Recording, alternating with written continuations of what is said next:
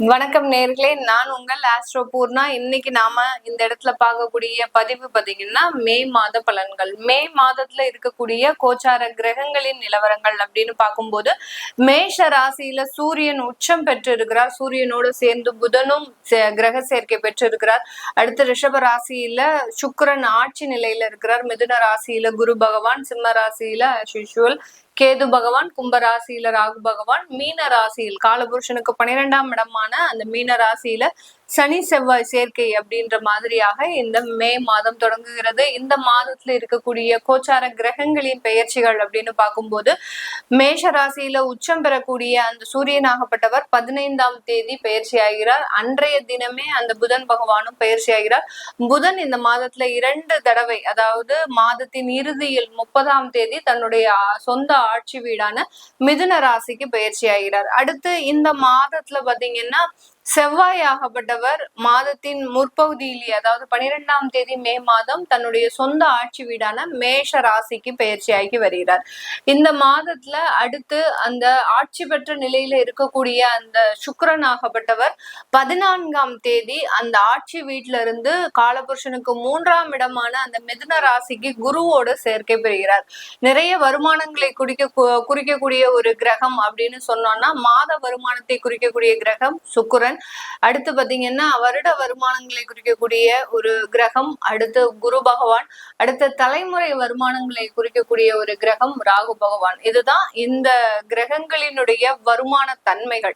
இந்த கிரகங்கள் இந்த மாதத்துல இந்த மாதிரியான ஒரு சூழ்நிலையில இருக்கும்போது என்னென்ன மாற்றங்கள் ஒவ்வொரு ராசி என்பவர்களுக்கும் கிடைக்க போகுது, எந்தெந்த இடத்துல நீங்க ரொம்ப கவனமாக இருக்கணும் அப்படின்றத இந்த பதிவுல நம்ம தெளிவா பார்க்க போறோம். இந்த சேனல்ல முதன்முறையா பாக்குறீங்க அப்படின்னா சப்ஸ்கிரைப் பண்ணிக்கோங்க. பெல் பட்டன்ல ஆல் ஆப்ஷன் சூஸ் பண்ணிக்கோங்க.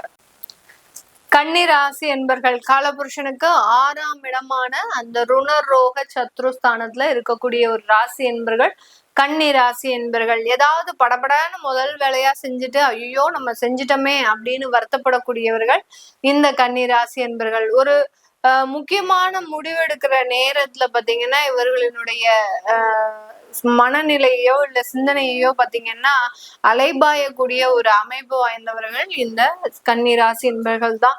இந்த கன்னிராசி என்பர்களுக்கு ஒரு ஸ்மார்ட்னஸ் அதிகமா இருக்கும். அது ஒரு முக்கியமான ஒரு விஷயம். எல்லா இடத்துலயும் ரொம்ப ஸ்மார்ட்டா வேலை செய்வாங்க. எல்லா இடத்துலயும் ஒரு புத்தி கூர்மை அதிகப்படியாக இருக்கும். ஒரு கிரகிக்கக்கூடிய ஒரு தன்மை அதிகப்படியாக இருக்கும். ஒரு வேலை சொன்னா அப்படின்னா இதை நிறைய வாட்டி இவர்களுக்கு சொல்லணும்னு தேவையில்லை. இந்த இது இப்படி செஞ்சா இப்படி வந்துடும் அப்படின்னு ஒரு வாட்டி சொன்னா போதும், உடனே பிடிச்சிட்டு அதை வேலை செய்யக்கூடிய விஷயங்களும் இவர்களுக்கு சாதகமாக இருந்தாலும் கடைசி முடிவெடுக்கக்கூடிய ஒரு நேரத்துல அதிகப்படியாக ஒரு மனநிலை தடுமாற்றம் அப்படின்றது இந்த கன்னிராசி என்பவர்களுக்கு இருக்கும். ஒரு கோர்ஸ், ஒரு மாணவர்களாக இருக்கிறாங்க அப்படின்னா இந்த இடத்தை சூஸ் பண்ணணும். ஒரு இன்ஜினியரிங் படிக்கணும், ஒரு மெடிக்கல் படிக்கணும், இல்ல ஒரு டிஃபென்ஸுக்கு படிக்கணும், இல்ல ஒரு IAS IPS படிக்கணும், இல்ல எந்த விதமான ஒரு AI சம்பந்தப்பட்ட படிப்பு இது மாதிரியாக ஏதோ ஒரு இடத்துல ஒரு துறையில நம்ம சிறந்து விளங்கணும் அப்படின்னு நினைக்கக்கூடிய நேரத்துல அந்த முடிவை எடுக்கக்கூடிய நேரத்துல கன்ஃபியூஸ் ஆயிடுவாங்க.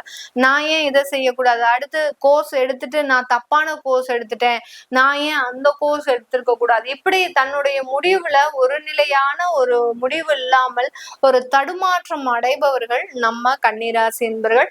எப்படிப்பட்ட இந்த கன்னிராசி என்பவர்களுக்கு இந்த மாதத்துல பாத்தீங்கன்னா உங்களுடைய உபஜய ஸ்தானாதிபதி, சகோதர ஸ்தானாதிபதி அப்படின்னு சொல்லக்கூடிய அந்த செவ்வாய் வந்து பாத்தீங்கன்னா உங்களுடைய 8ஆம் இடத்திற்கு வருகிறார். 8ஆம் இடம் அப்படின்றது பாத்தீங்கன்னா அதிகப்படியான பிரச்சனைகளை கொடுக்கும். அதனால உடன் பிறந்தவர்களோடு சண்டை சச்சரவுகள், உடன் பிறந்தவர்களோடு தேவையில்லாத ஒரு கருத்து வேறுபாடுகள், இது எல்லாமே ஏற்படக்கூடிய ஒரு நேரமாக தான் இந்த மே மாதம் இருக்கும். அப்படி இருக்கும்போது என்ன பண்ணணும், அவர்கள்கிட்ட பெரிய அளவுக்கு பேச்சுவார்த்தை அப்படின்றது வச்சுக்க கூடாது.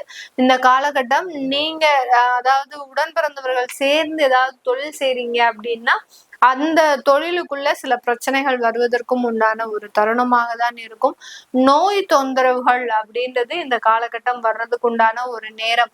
ஒரு வயதானவர்கள் இருக்கிறாங்க அப்படின்னா, ஒரு இடத்துக்கு வெளியில போறாங்க அப்படின்னா அவர்களுக்கு ஃபர்ஸ்ட் எய்ட் அப்படின்றத எல்லாத்தையுமே கொடுத்து விடணும். அப்படி கொடுக்காத பட்சத்துல ஏதோ ஒரு இடத்துல சில தடுமாற்றங்கள், சில இடத்துல மயங்கி விழக்கூடிய ஒரு தருணம்.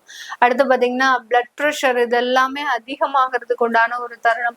சுகர் அப்படின்னு சொல்லக்கூடிய டயபெட்டிஸ் அதிகமாகக்கூடிய ஒரு தருணம். இதெல்லாமே இருக்கிறதுனால கொஞ்சம் கவனமாக இருக்கணும். நோய் தொந்தரவுகளின் ஆதிக்கம் அப்படின்றது அதிகப்படியாக இருக்கக்கூடிய ஒரு நேரமாக இருக்கும். வெளிநாட்டுல இருக்கக்கூடியவர்களுக்கு இந்த மே மாதம், இந்த கன்னிராசி என்பவர்களுக்கு அவர்களினுடைய வேலையில நிறைய வளர்ச்சிகள் இருக்கும்.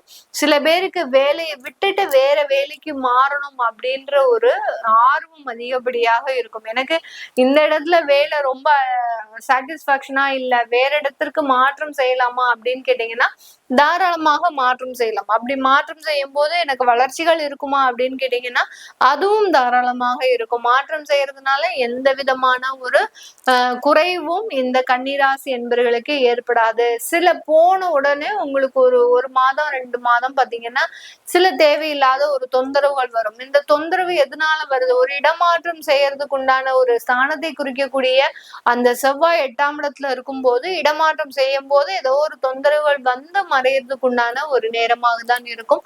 9ஆம் இடத்துல சூரியனும் புதனும் இருக்கிறார். அதனால இந்த 9ஆம் இடம் அந்த பாக்கியஸ்தானத்துல இருக்கிறதுனால அப்பாவினுடைய முழு ஆதரவும் அப்பாவினுடைய சொத்துக்களும் வந்து சேர்வதற்குண்டான ஒரு தருணமாகவும் தான் இந்த கன்னிராசி என்பவர்களுக்கு இருக்க போது. இந்த காலகட்டம் திருமண வரன்கள்ல கொஞ்சம் பாதிப்புகள் இருந்தாலும், ஏற்கனவே பார்த்த வரன்கள் கல்யாணம் வரைக்கும் போயிட்டு எங்களுக்கு நின்னு போச்சு அப்படின்னு சொல்லக்கூடியவர்களுக்கு இந்த இடத்துல உங்களுக்கு மீண்டும் அந்த வரன் பார்க்கக்கூடிய முயற்சிகள்ல நல்ல ஒரு மாற்றங்கள் ஏற்படக்கூடிய ஒரு நேரம். ஏன் வரன் பார்க்கும்போது இந்த மாதிரியாக எல்லாம் பிரச்சனைகள் வருது அப்படின்னு கேட்டீங்கன்னா, சனி சந்திரன் சேர்க்கை, அதாவது உங்களுடைய 7ஆம் இடத்துல சனி பகவான் உங்களுடைய ராசியை பார்க்கறதுனால இந்த புணர்வு தோஷம் அப்படின்றது வரும். இது முக்கியமா அந்த திருமணம் சார்ந்த விஷயங்கள்ல தான் அதிகப்படியாக பாதிப்புகளை கொடுக்கக்கூடிய ஒரு தருணமாக இருக்கும். அதனால இந்த கன்னிராசி என்பவர்களுக்கு வரன் பார்க்கக்கூடிய விஷயத்துல ஏதாவது பாதிப்புகள் இருந்தாலும் அதை பெரிய அளவுக்கு மனசுல போட்டு குழப்பிக்காதீங்க. முதல்லயே நான் சொன்ன மாதிரி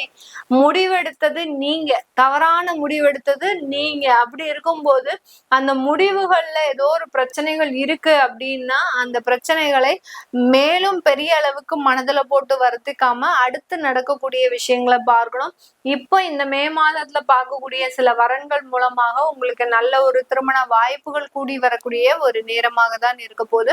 உங்களுடைய 10ஆம் இடத்துல குரு சுக்கிரன் சேர்க்கை, இது ஒரு மிகப்பெரிய ஒரு மாற்றத்தை இந்த கன்னிராசி என்பவர்களுக்கு கொடுக்க போகுது. குரு சுக்கிரன் சேர்க்கை அப்படின்றது பாத்தீங்கன்னா 10ஆம் இடம்.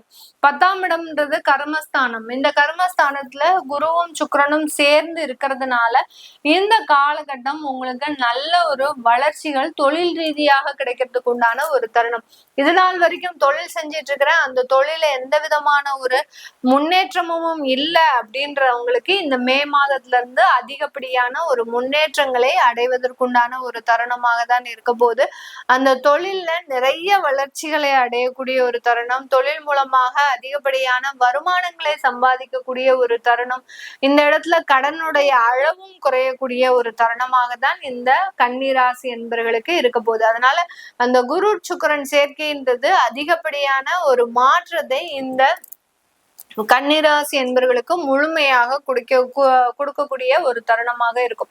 இது எல்லாமே நம்ம கோச்சார நிலவரப்படி பலன்களை கணிச்சு சொல்லியிருக்கிறோம். உங்களுடைய சுய ஜாதக திசாபுத்தி பலன்களை பார்க்கணும் விருப்பப்படுறவங்க கீழே இருக்கிற நம்பருக்கு வாட்ஸ்அப்ல அப்பாயின்மெண்ட் வாங்கிக்கிட்டு நீங்க கன்சல்ட் பண்ணிக்கலாம். உங்களுடைய குழந்தைகளுக்கு ஜாதகம் எழுதணும், நியூமராலஜி படி பயிர் வைக்கணும்னு நினைக்கிறவங்களும் கீழே இருக்கிற நம்பருக்கு வாட்ஸ்அப்ல மெசேஜ் அனுப்புங்க. அதற்குண்டான விவரங்கள் தெரிய வரும். உங்களிடமிருந்து விடைபெறுவது உங்கள் ஆஸ்ட்ரோபூர்ணா. நன்றி, வணக்கம்.